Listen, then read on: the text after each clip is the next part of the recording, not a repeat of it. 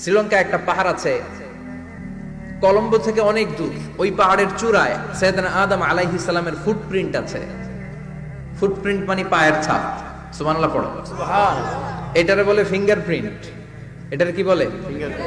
পায়ের গুলারে একজনের আঙ্গুলের ছাপের সাথে একজনের আঙ্গুলের ছাপের মিল নাই। শুধু তাই না, আমার এই আঙ্গুলের সাথে এই আঙ্গুলের ছাপের কোনো মিল নাই।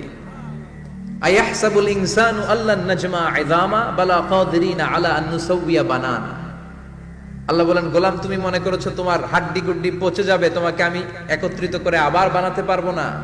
বানানো তো অনেক দূরের কথা, আমি তো তোমার আঙ্গুলের ছাপগুলো সংরক্ষণ করে রেখেছি। চিল্লায় পড়েন আল্লাহু আকবার। 1880 সালে স্যার ফ্রান্সিস গাল্টন নামে একজন বিজ্ঞানী, তিনি আবিষ্কার করেছেন যে আমাদের আঙ্গুলের ছাপগুলো আলাদা, ফিঙ্গারপ্রিন্ট আলাদা। এই 10টা আঙ্গুলের একটার সাথে আরেকটার কোনো মিল নাই। এই পৃথিবীতে যদি 600 কোটি মানুষ হয় তাহলে 6000 কোটি আঙ্গুল, একটা আঙ্গুলের সাথে আরেকটা আঙ্গুলের ছাপের মিল আছে? যারা সিগনেচার দিতে পারে না এরা কি দেয়? টিপসই দেয়। সুবহানাল্লাহ। সুবহানাল্লাহ। কি ম্যাজিক আল্লাহ আঙ্গুলে রেখে দিয়েছে, একটা আঙ্গুলের ছাপের সাথে আরেকটা আঙ্গুলের ছাপের মিল নাই। এখন এই বায়োমেট্রিক অথেন্টিকেশনের জন্য অনেক জায়গায় দিতে হয়। ইমিগ্রেশন পাস করবেন, গিভ ইউর ফিঙ্গারপ্রিন্ট। ভিসা করবেন, Schengen visa, European visa, provide your fingerprint first. Canadian এম্বাসিতে গিয়েছিলাম, সব আঙ্গুলের আলাদা আলাদা ফিঙ্গারপ্রিন্ট রেখেছে। এখন এটা অথেন্টিকেশনের জন্য সিকিউরিটি পারপাস খুব গুরুত্বপূর্ণ। কিন্তু 1500 বছর আগে, 1880 মানে কি 200 বছর তো না, 200 বছর আগে বিজ্ঞানীরা আবিষ্কার করলো। 1500 বছর আগে সূরাতুল কিয়ামার ভিতরে ফিঙ্গারপ্রিন্টের কথা বলেছে কে? আল্লাহ। আর পায়েরটার বলে ফুটপ্রিন্ট। এটা প্রাণীদের ক্ষেত্রে প্রযোজ্য, কারণ প্রাণীদের আঙ্গুল নাই, আছে?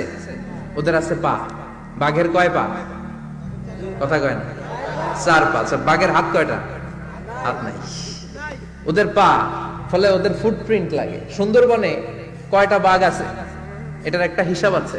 কি করে বলে, কেমন করে হিসাব করে? বাঘের কাছে যে গুনে, চেহারা তো একরকম, একটার 3 বার গুনবে। কথা কন, কিভাবে গনে তাহলে? বাঘসুমারি হয় কিভাবে? ফুটপ্রিন্ট, পায়ের ছাপ। একটা বাঘের পায়ের ছাপের সাথে আরেকটা বাঘের পায়ের ছাপের কোনো মিল নাই। আবার কাবা ঘরের পাশে একটা ছোট্ট জায়গা আছে, এই জায়গার মধ্যে রব্বুল আলামিন সব নবীদের পিতা সাইয়েদনা ইব্রাহিম আলাইহিস সালামের ফুটপ্রিন্ট রেখে দিয়েছেন। ওয়াত্তাখিযু মিম মাকামি ইব্রাহিম মুসাল্লা। সাইয়েদনা ইব্রাহিমের দাঁড়ানোর জায়গায় তোমরা নামাজের জায়গা করে নাও। আল্লাহু আকবার। সাইয়েদনা ইব্রাহিম আলাইহিস সালামের পায়ের ছাপ আছে কিন্তু মাকাম ইব্রাহিম। আর সাইয়েদনা আদম আলাইহিস সালামের পায়ের ছাপ আছে অ্যাডামস পিকে, শ্রীলঙ্কার ওই পাহাড়ে। তো যেদিন আদম আলাইহিস সালামকে আল্লাহ ওখানে পাঠিয়ে দিয়েছিলেন, ওই দিনটা ছিল জুমার দিন। সুবহানাল্লাহ নাই? সুবহানাল্লাহ। সুবহানাল্লাহ বাড়িতে যায় বলেন, সুবহানাল্লাহ। চিল্লায় পড়েন আল্লাহু আকবার। এরপরে সাইয়েদনা আদমকে পাঠানো হলো শ্রীলঙ্কায়, সাইয়্যিদাতুনা হাওয়া আলাইহিস সালামকে পাঠিয়ে দেয়া হলো সৌদি আরবের জেদ্দা শহরে। আরবিতে জেদ্দা বা জাদ্দা মানে দাদি। জেদ্দাতুন বা জাদ্দাতুন মানে কি? দাদি। হাওয়া আলাইহিস সালাম আমাদের সবার দাদি, ঠিক কিনা? ওনার নামে এই শহরের নাম। বছরের পর বছর সাইয়েদনা আদম আলাইহিস সালাম এবং হাওয়া আলাইহিস সালাম আল্লাহর কাছে ক্ষমা চাইলেন, আল্লাহ ভুল করে নিষিদ্ধ গাছের ফল খেয়েছি, তুমি মাফ করে দাও। আল্লাহ বললেন, আদম কয়েকটা কালিমা শিখিয়ে দেব, এই কালিমাগুলোর পরে আমার কাছে দোয়া করো, আমি কবুল করে নিব। আল্লাহু আকবার। আল্লাহু আকবার। আল্লাহ শিখিয়ে দিলেন আর বললেন, আদম পড়ো, রাব্বানা যালামনা আনফুসানা ওয়া ইল্লাম তাগফির লানা ওয়া তারহামনা লানাকুনান্না মিনাল খাসিরিন। ও আল্লাহ, জুলুম করেছি নাফসের উপর, ভুল করেছি, অন্যায় করেছি, আপনি যদি ক্ষমা না করে দেন আমরা শেষ হয়ে যাব, আমরা হালাক হয়ে যাব, ক্ষতিগ্রস্তদের মধ্যে শামিল হয়ে যাব, ঠিক কিনা? আল্লাহ সাইয়েদনা আদম আলাইহিস সালামের তওবা কবুল করলেন। ওনার কাজ হচ্ছে তওবা কবুল করা, আমাদের কাজ গুনাহ করা, শয়তানের কাজ ওয়াসওয়াসা দেওয়া, আল্লাহর কাজ খালি মাফ করা। সুবহানাল্লাহ। সুবহানাল্লাহ পড়বেন না? তাকাব্বালাল্লাহু তাওবাতা আদম ফি ইয়াউমিল জুমআহ। আল্লাহ যেদিন আদম আলাইহিস সালামের তাওবা যে কবুল করছেন, ঘোষণা দিয়েছেন, এই ঘোষণাটা ছিল জুমার দিনের ঘোষণা। সুবহানাল্লাহ। আবার সাইয়েদনা আদমকে যেদিন রূহ কবজ করে আবার নিয়ে যাওয়া হয়, ওই দিনটাও ছিল জুমার দিন, পড়েন সুবহানাল্লাহ।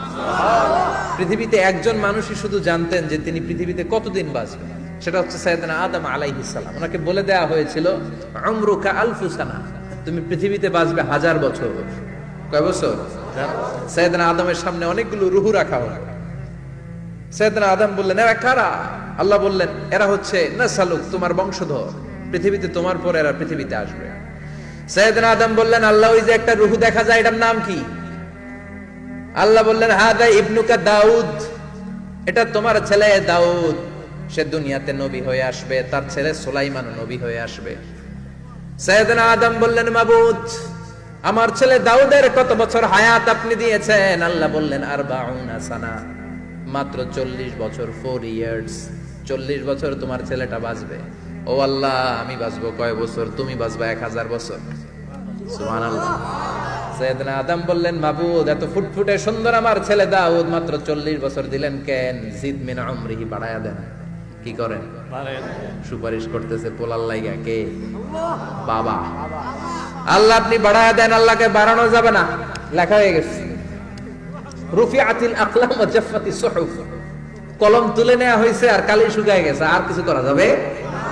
সাইয়েদনা আদম বললেন, মাবুদ, আমার 1000 বছর কেন দিলেন? আমার এই সুন্দর ফুটফুটে ছেলেটারে মাত্র শুধুমাত্র 40 বছর কেন দিলেন? ও মাবুদ, আমার 1000 বছরের দরকার নাই, আমার 1000 বছর থেকে 60 বছর আমি আমার ছেলেরে দিয়ে দিলাম। দাউদ আলাইহিস সালাম বাঁচবে 40 বছর, তো বাপ আদম যদি আরো 60 দেয়, 40 আর 60 মিলে কত হয়? 100। ভালো হিসাব বুঝে, 100। আর আদম আলাইহিস সালাম পেয়েছিলেন 1000 বছর, 60 কমে গেলে রইল কত? 940 বছর পৃথিবীতে থাকার পরে মালাকুল মাউত চলে এসেছে। কারণ এটা on time, the death will come on time, it never late, কখনো দেরি হয় না।